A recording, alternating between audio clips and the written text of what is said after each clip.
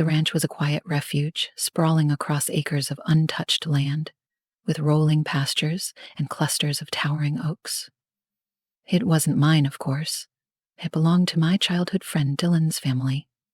I'd come here to escape the chaos of my life in the city, to find some semblance of peace amidst the scent of hay and the whisper of the wind through the fields. Dylan's parents were away for the summer, leaving the ranch in his hands, and I'd agreed to help out in exchange for a room in the old guest house. Most days, it was just the two of us and the endless rhythm of ranch work. That was, until Evelyn arrived. Evelyn was the neighbor, if you could call someone who lived a mile down the dirt road a neighbor. Dylan spoke of her with a kind of reverence, calling her the ranch's unofficial historian and the keeper of its secrets. She had lived in the area her entire life, and there wasn't a tree, creek, or fence post she didn't seem to know intimately. The first time I saw her, she was stepping out of her weathered pickup truck, her silver hair pulled into a loose braid that fell over one shoulder. She wore a wide-brimmed hat and a linen shirt tucked into faded jeans, her boots caked with dust from the trails. There was something timeless about her, something that made you stop and take notice. "Who's this?" she asked Dylan, her voice warm and lilting as she glanced in my direction. "This is my friend," Dylan replied, slapping me on the back. "They're staying here for a while, helping out with the ranch." I nodded, suddenly feeling self-conscious under her gaze. "Nice to meet you," I said, offering my hand. She took it, her grip firm but not overpowering. "Evelyn," she introduced herself, her eyes crinkling at the corners as she smiled. "Welcome to our little corner of nowhere." Her presence was magnetic, the kind that made you want to lean in and listen to whatever she had to say. She spent the afternoon walking the property with Dylan, pointing out where the fences needed mending and discussing the upcoming cattle roundup. I found myself watching her more than I cared to admit. Her confidence, her grace, the way she seemed to belong to the land in a way I never could. As the sun dipped low in the sky, painting the fields in hues of gold, Evelyn lingered on the porch, a steaming cup of coffee cradled in her hands. I found myself joining her, the silence between us more comfortable than I expected. "You're not from around here," she said, glancing at me over the rim of her cup. "No," I admitted, "just needed a change of scenery." She nodded as if she understood. This place has a way of doing that, giving you room to breathe, to think. Her words hung in the air, and for a moment, I felt like she could see right through me, past the layers of defenses I'd built up over the years. I looked away, focusing on the horizon where the last rays of sunlight faded into the hills. "Anyway," she said, setting her cup down and standing, "I'd better get going before it gets too dark. The coyotes don't wait for invitations." I watched her leave, her figure disappearing into the twilight, and I couldn't shake the feeling that her presence had left an imprint on the ranch, and on me. The days at the ranch settled into a familiar rhythm, but Evelyn's presence lingered like the scent of rain after a storm. I found myself looking out toward the dirt road more often than I cared to admit, half hoping to see her truck kicking up dust as it approached. When she did come around, it was usually for practical reasons, helping Dylan with the cattle, advising on pasture rotation, or simply catching up. But every visit seemed to leave the air charged with something unspoken.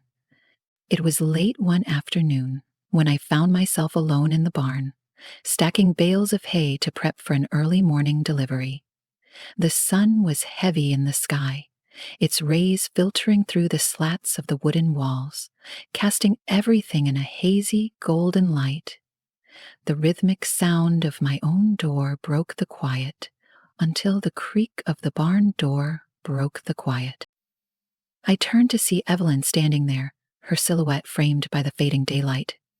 She held a basket in one hand, the smell of fresh bread and something sweet wafting through the air. Her hair was down this time, loose waves spilling over her shoulders, and she wore a crisp white shirt tucked into her jeans. She looked effortlessly at home, like she belonged to the land as much as the barn itself. "Dylan told me you'd be out here," she said, stepping inside. "Thought you might need a break." I wiped the sweat from my brow and smiled. "You didn't have to do that," I said in a creepy way. She shrugged, setting the basket down on a nearby crate. "Didn't have to, but I wanted to. You've been working hard." Her words carried a weight that went beyond casual kindness, though I couldn't quite place it. She pulled out a thermos of iced tea, pouring it into 2 metal cups she'd brought along, and handed one to me. Our fingers brushed briefly as I took it, and I felt a jolt I couldn't ignore. We sat on a hay bale near the open barn door, the view stretching out over the pastures where the cattle grazed lazily in the distance. Evelyn sipped her tea, her gaze fixed on the horizon, but I could feel her attention turning inward, her presence grounding, yet electric. "How long have you been here?" she asked after a while, her voice soft, almost hesitant. "A couple of weeks," I replied. "It's been different. Slower, but in a good way." She nodded, her expression thoughtful. "This kind of life has a way of stripping things down to their essence. Out here, you can't hide from yourself." Her words struck a chord, and I found myself opening up in a way I hadn't expected. I told her about the burnout I'd been grappling with, the endless loop of city life that had left me feeling untethered. She listened intently, her eyes never leaving mine, and when I finished, she placed her hand lightly on my arm. "You need to be here," she said simply. "Sometimes you have to step away to find yourself again." Her touch was brief but grounding, and I found myself wanting to reach for her hand, to prolong the connection. Instead, I looked down at my cup, trying to ignore the way my pulse quickened. We sat there for a while longer, the silence between us broken only by the occasional lowing of the cattle. When the sun dipped lower, casting long shadows across the barn floor, Evelyn stood and brushed the straw from her jeans. "Thanks for the tea," I said, standing as well. She smiled, the kind that reached her eyes. "Anytime." I watched her walk back to her truck, her movements deliberate, and I couldn't shake the feeling that something had shifted between us, though I couldn't name it. It wasn't just her kindness or her wisdom. It was the way she made the world feel smaller, more intimate when she was around. That night, as I lay in the guest house, the memory of her lingered. I replayed our conversation, the way she had looked at me, the way her hand had felt on my arm. There was something magnetic about her, something I couldn't quite define, but couldn't ignore. We were together a long time, so I was supposed to keep things private. It felt to me like taking off my clothes and falling asleep. The next few days passed in a blur of work and restless nights. Dylan noticed my distraction, but didn't press, and I was grateful. When Evelyn came around again, it was to help move a stubborn group of cattle to a different pasture. She was in her element, directing us with a mix of authority and humor that kept things light, even as the work proved challenging. When the task was finally done and the cattle had settled, she invited me to walk with her along the ridge that overlooked the ranch. Dylan waved us off, saying he had to finish up some paperwork, leaving us alone under the expansive sky. The trail was narrow, bordered by wild flowers and scrub grass, and the sun was low, bathing everything in a warm, golden glow. We walked in comfortable silence at first, the crunch of our boots on the dirt the only sound. But as the ridge leveled out, offering a sweeping view of the valley below, Evelyn stopped and turned to me. "You seem lighter today," she observed, her tone casual, but her eyes searching. Maybe, I admitted. Something about this place. Oh, it's starting to feel like home. She smiled, a soft, wistful thing. It has that effect. I've lived here my whole life, and it still surprises me sometimes. Her gaze lingered on mine, and for a moment the world seemed to pause.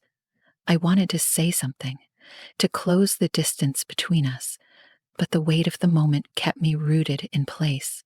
Evelyn, I began, my voice low, uncertain.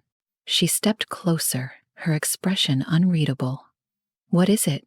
I hesitated, the words catching in my throat. But before I could speak, a gust of wind swept through the ridge, carrying with it the scent of wild flowers and the faintest hint of her perfume.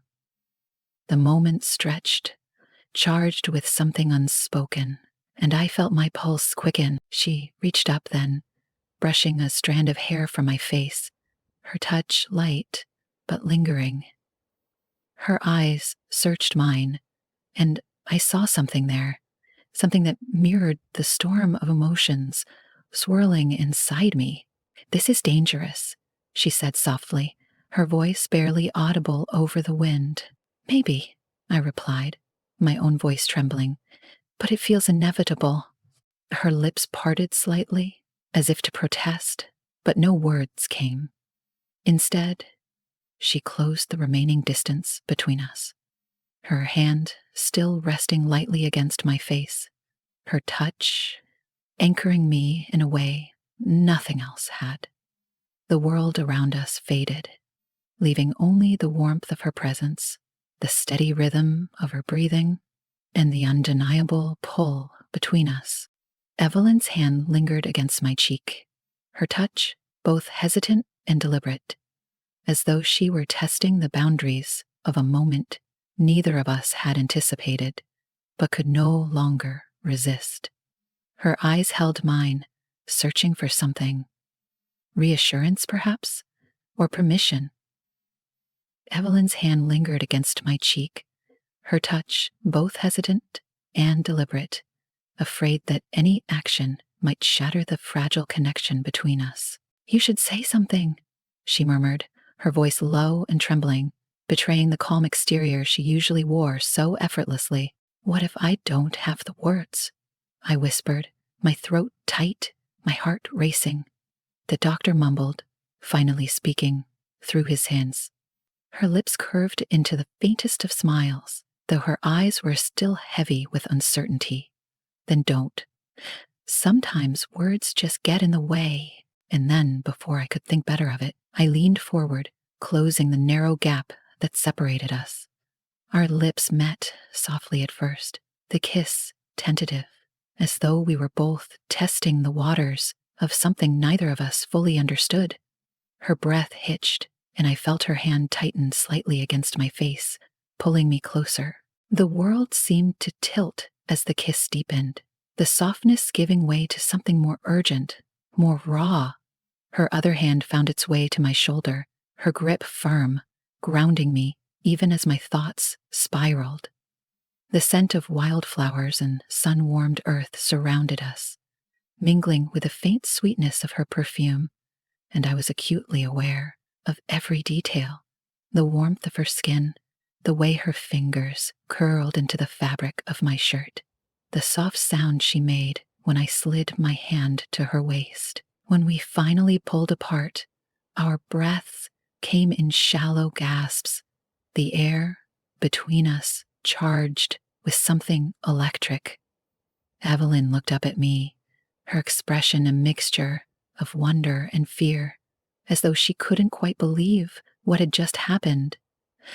This can't happen, she said, though her voice lacked conviction. I stepped back slightly, though I kept my hands on her waist, unwilling to let go entirely. But it already has.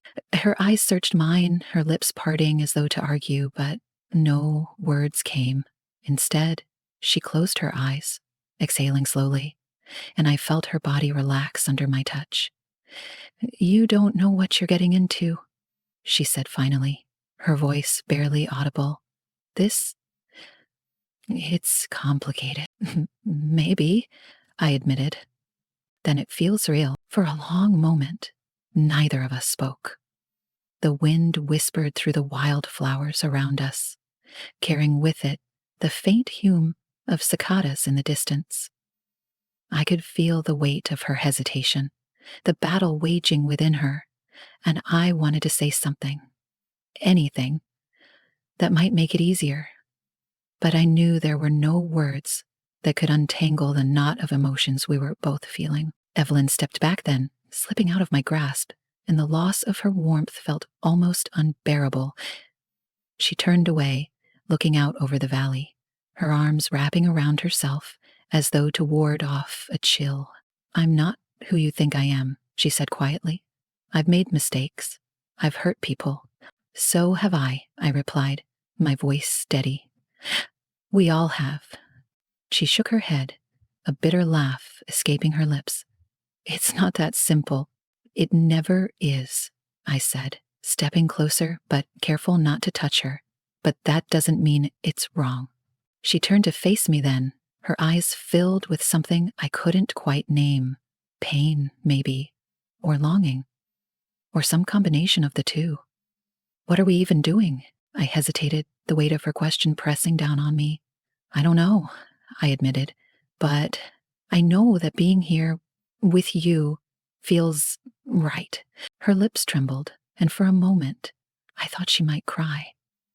But then she nodded, a small, almost imperceptible gesture, and the tension between us seemed to shift. She stepped forward, closing the distance between us once more, and when she reached for my hand, her touch was steady. "Come with me," she said, her voice firm despite the tremor I could see in her hands. She led me down the trail, her grip on my hand never faltering. We didn't speak, the silence between us thick with anticipation and unspoken questions. By the time we reached the small clearing near the base of the ridge, the sun had dipped below the horizon, and the first stars began to pierce the twilight sky. The clearing was quiet, save for the gentle rustle of leaves in the breeze. Evelyn turned to face me, her expression unreadable, and for a moment I wondered if she might change her mind. But then she reached up, brushing her fingers along the edge of my jaw, her touch sending a shiver down my spine. "I don't know where this is going," she said softly, "but I don't want to regret not finding out." I didn't reply.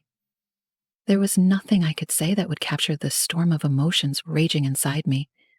Instead, I leaned in, capturing her lips in a kiss that was anything but tentative. This time, there was no hesitation, no holding back. Her hands found their way to my shoulders, pulling me closer, and I wrapped my arms around her, anchoring her to me as though letting go might cause me to lose her. The kiss deepened, our breaths mingling, as the world around us seemed to fade.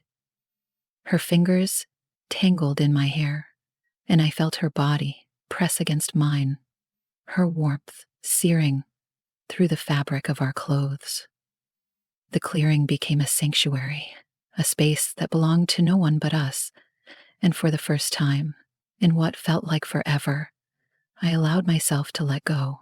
"This changes things," she said finally, her voice barely above a whisper. "I know," I replied, "but maybe that's not such a bad thing." Her lips curved into a small, hesitant smile, and for the first time since I'd met her, I saw a flicker of vulnerability in her eyes. "Maybe not," she said softly. We stayed in the clearing for what felt like hours, wrapped in each other's arms as the stars spread across the sky. The world beyond the ranch seemed impossibly far away, and for once, I wasn't in a hurry to return to it. Whatever lay ahead, whatever complications or challenges might arise, I knew one thing for certain. This moment, this connection, was worth the risk. The night deepened, the stars above us casting a pale light over the clearing, and still, neither of us moved. Evelyn's arms stayed wrapped around me, her breath warm against my neck. It felt as though the universe had shrunk to encompass only this moment, this connection, and I wasn't ready to let it go. Eventually, she pulled back slightly, her eyes searching mine. "I don't do this," she murmured, her voice soft and trembling. "I don't let people in." I reached up, brushing a strand of silver hair from her face, my hand lingering against her cheek. "Maybe it's time you did." She exhaled a shaky breath, leaning into my touch as her eyes fluttered closed. Um, you make it sound so simple." "It's not," I admitted, "but that doesn't mean it's not worth trying." Her eyes opened, and she looked at me with a mix of fear and longing that made my chest ache. "You don't know me," she said. "Not really. You think I'm this wise, put-together woman, but I've made a mess of my life in more ways than I can count." "Everyone has," I replied. "That doesn't make you any less incredible." She laughed softly, the sound tinged with disbelief. "You have this way of saying things that makes me want to believe you." "Then believe me," I said, my voice steady, "because I mean every word." Her lips parted as though she wanted to argue, but instead she leaned forward, pressing her forehead to mine. We stayed like that for a long moment, the quiet of the clearing wrapping around us like a cocoon. When she finally stepped back, her expression was calmer, though her eyes still held traces of doubt. "Let's go back," she said, her voice gentle but firm. "We've both got a lot to think about." I nodded, though part of me wanted to stay here forever. Suspended in this fragile, perfect moment, we walked back to the ranch in silence, our steps slow and deliberate, as though neither of us wanted to reach the end. When we finally arrived, the house was dark, the faint glow of the porch light the only sign of life. Evelyn turned to me at the base of the steps, her hands in her pockets. "Thank you," she said quietly, "for tonight.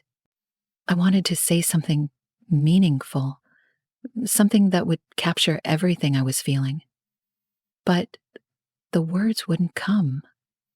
Instead, I reached for her hand, giving it a gentle squeeze.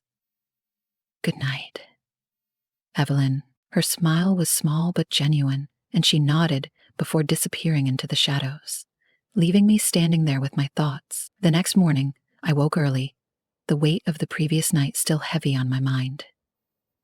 I wasn't sure what I expected, but when Evelyn didn't show up at the ranch, I couldn't help but feel a pang of disappointment. Dylan mentioned she was likely busy with her own chores, but his casual tone did little to ease the knot of uncertainty in my chest. The day dragged on, the usual rhythm of ranch work feeling dull and monotonous without the possibility of seeing her. By the time the sun dipped low in the sky, casting long shadows over the fields, I had convinced myself that whatever had happened between us was a one-time thing, a fleeting moment of connection that had already begun to slip away. But just as the first stars began to appear, I heard the familiar rumble of her truck approaching. My heart leapt, and I found myself moving toward the sound before I even realized it. She stepped out of the cab, her expression unreadable, as she adjusted the brim of her hat. "You're still here," she said, her tone light but her eyes serious. "Where else would I be?" I replied, trying to match her casualness despite the tension coiling in my chest. She hesitated for a moment before nodding toward the barn. "Walk with me?" I followed her without question, the cool evening air wrapping around us as we made our way inside. The barn was quiet, the scent of hay and leather filling the space, and the soft glow of the lantern she carried cast flickering shadows across the walls.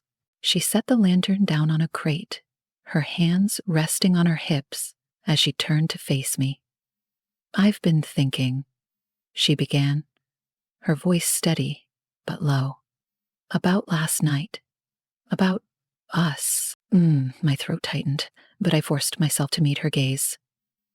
And, and I realized something, she said, stepping closer. I don't want to spend the rest of my life wondering what could have been.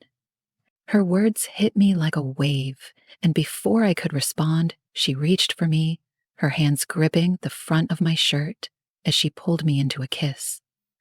This one was different, fierce and full of resolve, as though she had finally decided to stop holding back. I wrapped my arms around her, pulling her closer as the kiss deepened, the intensity of it leaving no room for hesitation or doubt.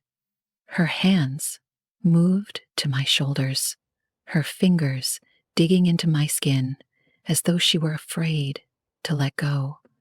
The world outside the barn faded, leaving only the two of us and the weight of everything we had been holding back. When we finally broke apart, our breaths came in ragged gasps, and she rested her forehead against mine, her hands still gripping my arms. I don't know where this is going, she said, her voice trembling. But I'm not ready to let it go. Neither am I replied, my voice steady, despite the whirlwind of emotions coursing through me. Her lips curved into a small, hesitant smile, and she nodded, her hands sliding down to rest against my chest.